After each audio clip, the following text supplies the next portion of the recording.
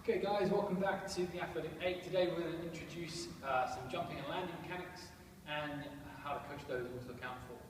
So jumping and landing is a big part of a number of sports, whether it's rugby, football, netball, volleyball, and it's potentially one of the most injurious actions you can do. This is because when we land on the ground, we're not just absorbing our own body weight, we're absorbing the acceleration from gravity as well, which is at 9.81 meters per second square.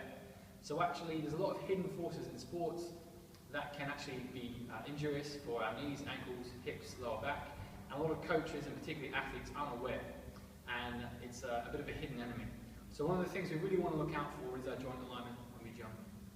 A simple way to teach this is to start with a counter movement jump in your warm-ups. So a really basic way to look at from a standing position, we want feet relatively straight forwards or at a 5-to-1 position on the clock face, hands on the hips. We're looking for knees to maintain alignment over our feet, and all we're going to do is drop down rapidly, jump up, and land nice and softly on the spot. So what we're looking for here is to avoid a really heavy sounding landing. So one of the cues I like to use is thinking about land like a ninja, not like an elephant. So it should be really soft. One of the other things is that we're not falling forwards onto our toes and landing toes first, heels up. We want to look for this rolling action from the front towards the back.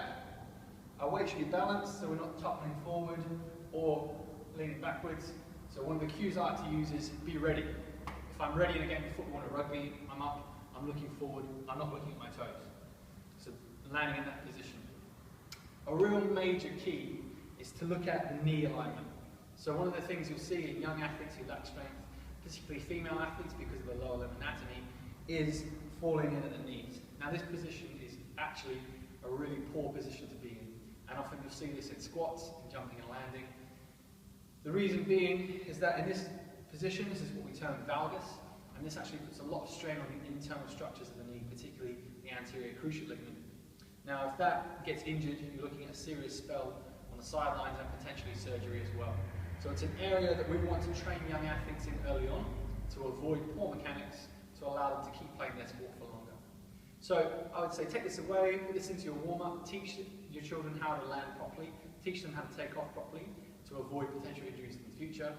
All we're looking for, nice good squatting mechanics, feet at that 5-to-1 or straight ahead, looking for a toe to heel landing, knees staying over the line of our feet, and our chest being up. Again, think about a nice soft landing, not a hard landing, and feel free to take that away, stick that into warm-ups and see how you get on the next week. I'd love to hear your comments and your feedback. Feel free to like, comment and share as you see fit, and stay tuned for the next installment of The Athletic.